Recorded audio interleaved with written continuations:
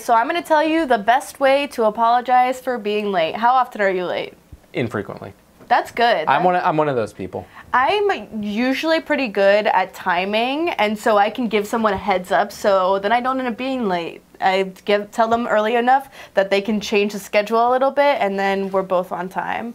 So rather than the usual giving excuses, telling them, oh, I'm sorry I was late, I was doing this or doing this, something got held back later, you're going to apologize for being late, first of all, and then you're going to apologize even further by explaining that you understand how worthwhile their time is and how important their time is, and that you are extremely sorry for taking their time. So instead of keeping the entire situation on you're reflecting on their perspective of it and giving them the necessary time.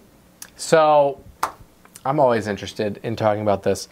So I personally find people that are habitually late to be pretty annoying. Because for me, I mean, are you a late person? No. You're most frequently on time. Yes. Right? So it bothers me because when people are late, it feels like they're giving, you know, they think their time is more important than the person that they're meeting. Yeah, it's a lack of planning too, right? And it's frustrating to be on the other end of it.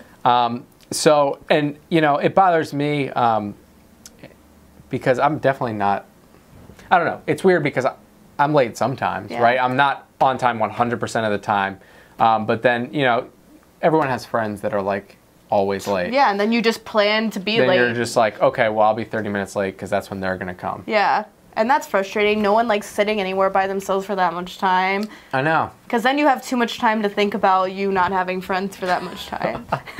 Well, I think that this story is good because it addresses the fundamental problem that I feel when I'm with, you know, someone who's habitually late, which is that they think their time's more important than mine, and that, you know, the world is just waiting for them to arrive to start whatever is happening. Yeah.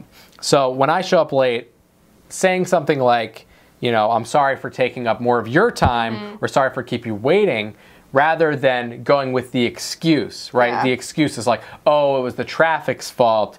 Oh, you know, I didn't mean to be late, or this other meeting came up, blah, blah, blah, blah, blah, right? Like what people want to hear is you're sorry and, you know, you understand that this affects them. Yeah. Right? Not that, oh, it's someone else's fault. Because I think, you know, what makes a good like leader and a good person is when people are willing to like take responsibility for their mistakes. Yeah. And not blame them on other things. Yeah, I definitely agree with that. And I think it's totally necessary to have a genuine response to something like that, rather than just be that person that's like, oh, it's whatever, it's not that big of a deal, calm down, like to address the situation head on. Yeah. Okay, so if you're habitually late, maybe you can try that and you won't upset people like me.